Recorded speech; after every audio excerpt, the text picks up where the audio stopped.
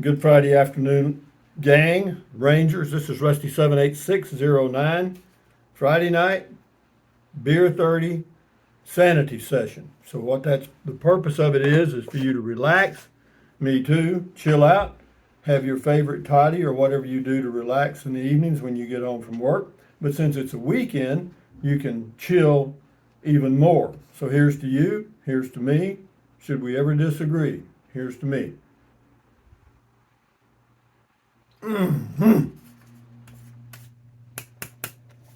This is the leftover beer from yesterday. What I do whenever I get beered out, I have these beer cans with a lid, and so whatever's left, like this one had about this much in it, so I just put a lid back on it and put it in the refrigerator, and good to go for today. Yeah, it doesn't go bad like that. No, you tighten that cap, it's good. But anyway, it is Friday night. This is a sanity session, and you need to relax, guys. You need to relax. Chill out. And how do you relax? Well, you think of something pleasant. You take deep breaths, or a deep breath. Let the air out. Let your breath out slowly. Why? Because that relieves stress, and stress is what's going to kill you, more so than anything. So, hold on a minute. I'm going to tell you a joke. Somebody sent me a book of office jokes, and I read a few of them, and then I put the book out of the way, and I forgot about it. But today, just for your edification, I'm just going to go at random here. This is the book right here. It says Office Jokes. Anyway, Luke is called into the boss's office. After several minutes, Luke emerges from the office, slams the door, and shakes his fist at the door. "I'm never going to work for that man again," he rages. "Why? What did he say?" asked the colleagues. "You're fired." Weak. A boss calls into his office 4 of his employees and says, "I'm really sorry, but the company has fallen on hard times, and unfortunately, I'm going to have to let one of you go." Sam, who is an African American, speaks first. "Well, I would just like to point out that under the Equal Opportunities laws, I'm a protected minority." Barbara chips in, and "I'm a woman working in a male-dominated sector." Stan, who is nearing retirement age, says, "Fire me, Buster, and I'll hit you with an age discrimination suit so fast it'll make your head spin." They all turn to Gary, a young, white male employee. There is a moment's silence until he says, "I think I might be gay." That's pretty good. The 4-word story of employment: hired, tired, mired, fired. Not bad, guys. But anyway, that ought to open your eyes to employment a little bit. But yeah, that about all the different things, the rights we have, you know what I mean? All those, quote, rights. But anyway, I couldn't think of a story that was very enlightening from my childhood that I haven't told you already, And so, let me think. One almost passed through my mind. But anyway, I'll tell you about some of the things that happened first of all, I'll tell you why. Somebody suggested this. Why don't you tell us why you started camping in a Toyota Prius? I think I did that like 2016 or so. Been several years ago. But I did, off and on. Well, actually, I think it was longer than that. I think it probably goes back to like 2014 or 13, actually. But anyway, over a period of about 4 or 5 years, I camped for months at a time and lived in my Toyota Prius. I had just the regular one, and it's a hybrid. In other words, it's got a battery, and then it's also got a small motor that charges the battery. So it's like the world's best battery charger, and it runs off the motor sometimes, and then it runs off the electric battery sometimes, and then sometimes it's running off both. So it's what they call a hybrid. And the good thing about the hybrid, the Prius, and others, I guess, is that when you're camping, living in it like I was, you set the thermostat for 68, 72 degrees, whatever you like, and go to sleep. And during the night, the motor will cut on for about 4 minutes, maybe once or twice an hour. I mean, you don't even notice it. It's so quiet. But and as far as being asphyxiated and all that, apparently not, because I did it for 5 years and it never died.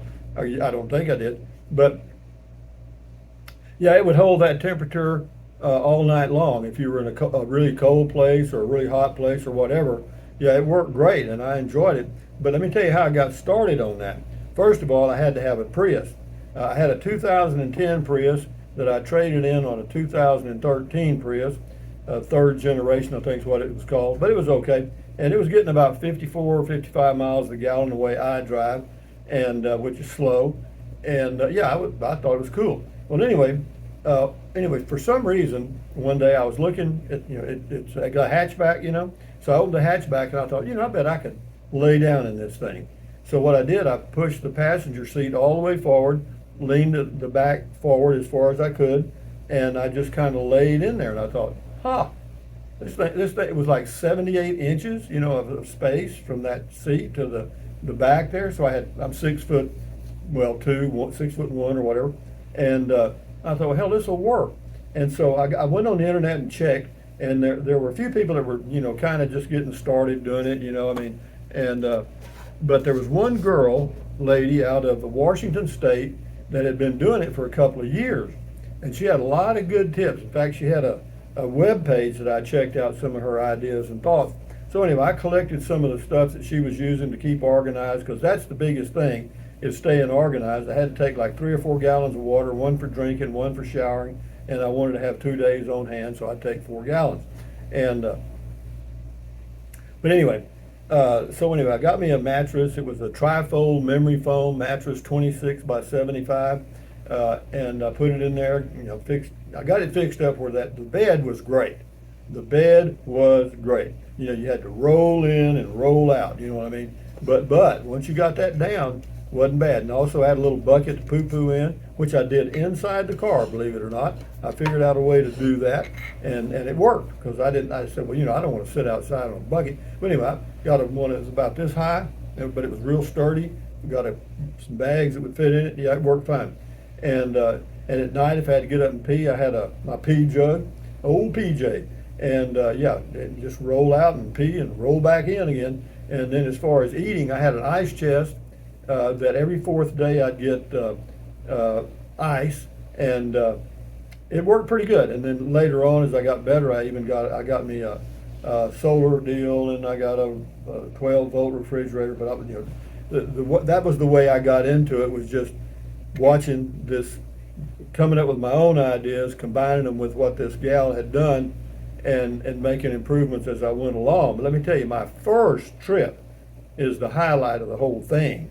My first trip, I left Texas. I had my home base at near Kingsland, Texas, and I drove from Kingsland to Iran, Texas, which is about a 5-hour drive, approximately 5 or 6, depending on how fast you go. I didn't go very fast, and they have a little county park there that you can camp in for free, and I did. And I thought I found me a good spot.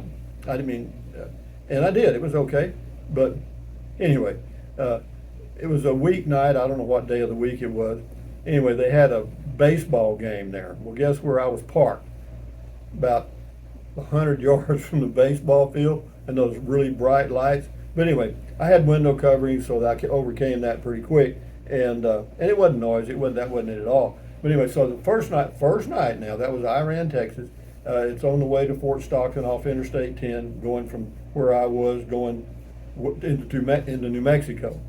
And so that was the first night, and boy, it was a little rough. Okay, the plan was good, the execution wasn't bad, but the results weren't bad. They were just because it's hard to find stuff. I had to anyway. I was getting organized, and then from there I went to I think it was Caballo Lake, in New Mexico and stayed there a night or two. I don't remember. But the highlight of the story gets in. I went on up through. Of course, I went to Elephant Butte and I went up to.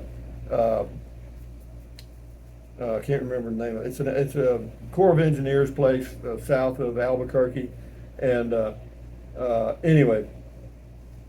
And then here's where I got in trouble, or not. Well, here's where I ran into some problems. I went to Taos, New Mexico, and this was in May, in first part of May, and I went to Taos. It was cold, but no snow, ice, or anything that time as I was going through. And I stayed at Red River Gorge, or whatever they call it, Rio Grande Gorge. That's it, Rio Grande Gorge, because you can stay there one night at the visitor center. I did that, pretty neat, and I was getting better. And then I left there, and I had read about this place just across the border from New Mexico into Colorado, Crestone, Colorado. They had a national or a national park, or national forest there. You could stay in for each of $3, and they had water available and stuff. So anyway, I went there, and this is where I hit a brick wall, babe. It was 8,500 or over 8,000 feet in elevation. Hang on, I got to take a water. And I found a campsite. And the big issue with the Prius, whenever you're at a campsite that wasn't level, was getting it level, okay? And because you needed it reasonably level to get a good night's sleep. So anyway, I found some rocks that would work. Finally, I got it reasonably leveled up. Sun was going down. It's starting to get cool. And it was starting to get really cool. Really cool, okay? Like it was in the 40s then. So when I had this little cooker thing, fixed me something to eat. I don't know, sandwich, whatever it was, doesn't matter. And anyway, I had on some jogging pants and a sweatshirt. So I thought, hell, I'll just sleep in my clothes. And so I laid down there on the bed. I had a sleeping bag, and then in addition to that, I also had a comforter if I needed it. And I had it all fixed up where I could get to it real easy. And that night, I'm laying there, and I was cold, man. I was in the sleeping bag with my clothes on, and I was cold. So anyway, I had a stick where I could punch the little blue button for the motor to start, and then you could see the temperature gauge, the outside temperature. The outside temperature was like 20. And anyway, it's real dark outside. I couldn't see outside at all, but I had a flashlight, and so I shined the flashlight out the window, and it was snowing. And it wasn't snowing a little bit; it was snowing a lot. Okay, the flakes looked like they were this big around. Okay, but anyway, I got back up under the. When I turned it on, I set the temperature as like 64, so I'd be comfortable. Got it warmed up, got to sleep, and I slept like a baby. That was one thing about the Prius camping. I slept really good. I enjoyed that. Yeah, the bed was muy bueno. And woke up the next morning, folks, and there was snow freaking everywhere. This Texas boy doesn't know shit about snow, okay? Speaking of which, I'll have a swallow. This one's empty. Can you believe it? And I don't have another one. Jesus Christ, what am I going to do? Yeah. Deep, deep, deep. Here's to me. Anyway, so I get up that morning. Of course, I already had my clothes on, and kind of went through my morning ablutions, getting ready. And I opened the door. Fortunately, I could open the door. I didn't know how much snow there was.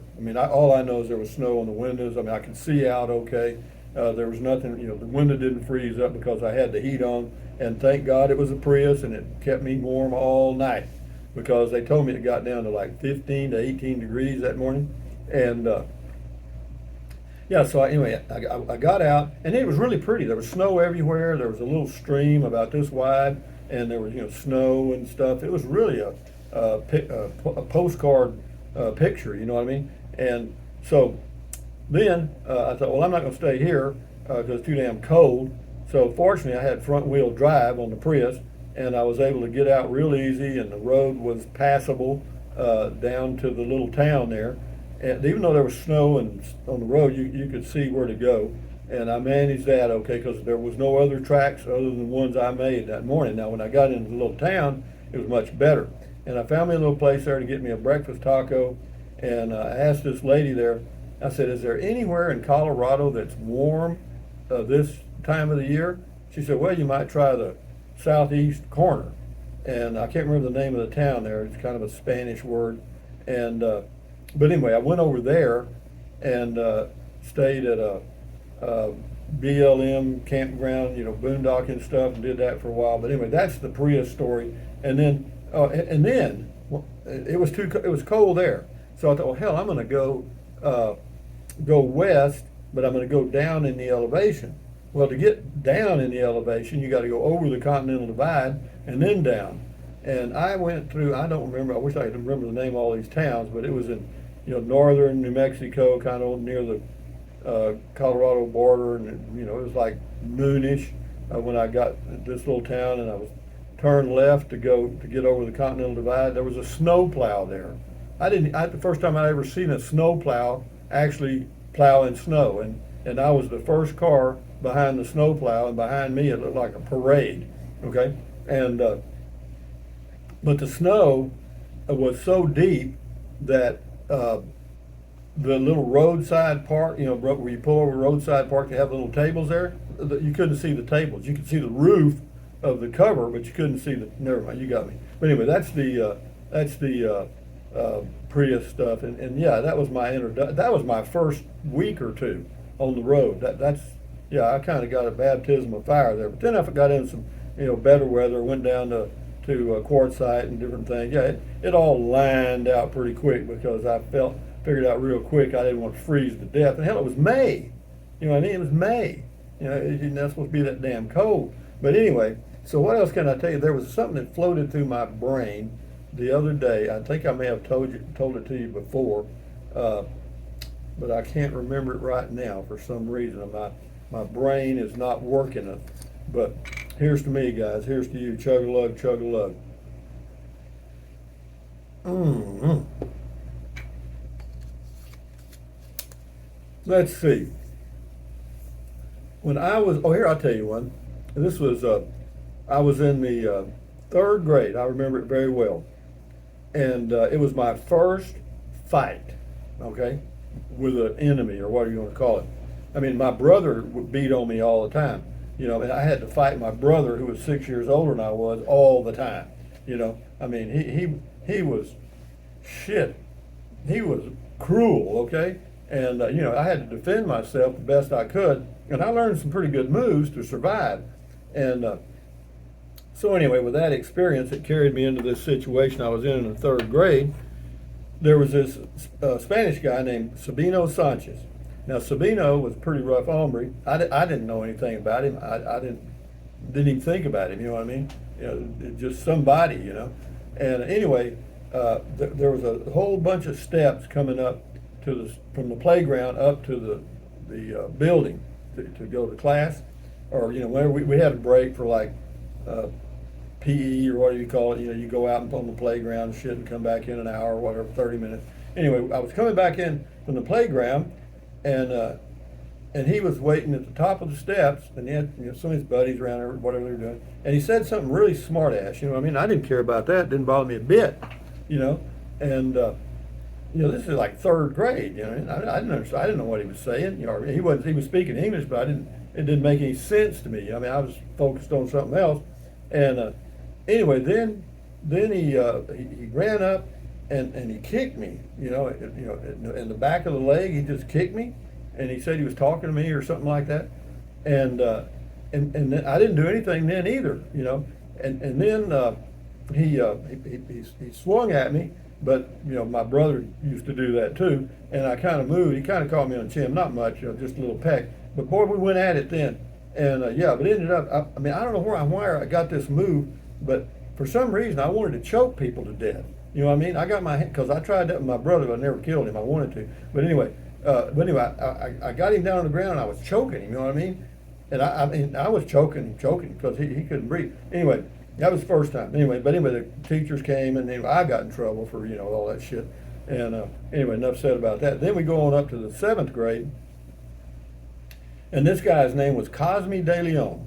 And Cosme was kind of the leader of the gang, the Mexican gangs, or the whatever it was. 7th grade, it couldn't be much, I mean, they didn't carry. I don't know if they carried switchblades or shit. Nobody ever pulled a knife on me. And anyway, but I was in the hall. I had my locker. Wait a minute, this is the 9th grade, because we had lockers. We didn't have lockers in the 7th grade. But in the 9th grade, we had lockers. We were at the new high school. But anyway, so it was the 9th grade. Anyway, but my locker was right next to a girl that I was in love with named Sherry Sykes, okay? And I thought she hung the moon. And her locker was next to mine. And anyway, I always looked forward to going to my locker because she'd be there, and I might even say hello. Well, I wasn't I was shy, I didn't want to say. Well, anyway, as I was going to my locker that day, I don't know why. All of a sudden, Cosme De Leon decided he didn't like me, okay? And so, anyway, I walked by, and he came and got in front of me and said something. I don't remember what it was. It wasn't bad. I don't know what I didn't pay attention. I was paying more attention to Sherry Sykes than I was him. But then he slapped me. He just slapped me in the face. He said, and then he said something. Well, when he slapped me in the face, that did it, man. The bomb went off. I mean, I went on him like stink on shit, And again, I had him down, man, and I'm choking that bastard. And I mean, my intention was to kill him. And Coach Nelson, I remember Coach Nelson was trying to pull my hands away, and he couldn't get my hands away from his throat, man. I mean, when it went off, it went off. So, but anyway, that's kind of what you do. And anyway, I got called into had to go to the coach's office and all that stuff, and the principal and stuff. But anyway, those are things that you remember. Those are the highlights of growing up. Those are those moments that are like flashes of lightning. I mean, they just there. And yeah, but I have to tell you this: Sabino Sanchez and Cosme De Leon never bothered me again, ever. No. And we had our bullies, in high school and stuff, but I never had any issues with them. It was, I'll tell you what we did one time. Billy Joe Tenberg was a bully, and he was a big bully, but he wasn't too sharp. Billy Joe was not very sharp. Elevator stops about right here, you know what I mean? And, and so, I can't believe it, but I did it. They told me, I was out on the patio there at the high school, and somebody said, tell you what, Rusty, why don't you do this? Here's an egg. What you need to do is hold it in your hand, and Billy Joe comes by, and tell him that, you bet him that he ain't strong enough to squeeze that egg and break it, okay? And sure enough, here comes Billy Joe. I hand him the egg, and I said, hey, Billy Joe, I said, I bet you're not strong enough to put this egg in your hand and squeeze it and break it. He said, bullshit. So I handed him the egg, he squeezed it and break it, egg shit running through his fingers and stuff. I said, damn, I'm shocked, man, you really are. Well, he didn't get the joke, I mean, everybody around me is just giggling like shit, and I knew then that I was dead, over. But Billy Joe never figured it out. He went over to Foster and washed his hand off, and he just looked at me and laughed like, there, I showed you. Yeesh, But yeah, he was rougher than a cob though, man. You didn't want to get him on you. There weren't many guys that could take him on. But that was life in Kennedy, Texas in the 1950s. How far are we gone here? Oh, goddamn, we gone a long way. Anyway, but be that as it may, guys, I've told you some stories about going on Prius and all that stuff. What's that got to do with sanity? Has a lot to do with sanity, because that's how you maintain your sanity. You kind of look back on your life and say, boy, that was fun, or that was stupid, or I wish I hadn't done that, and that's it, man. That's all it is. There ain't no more. You can't see the future, but you can remember the past. So that's all you got. So here's to you, here's to me. Maintain your sanity. Here's to you.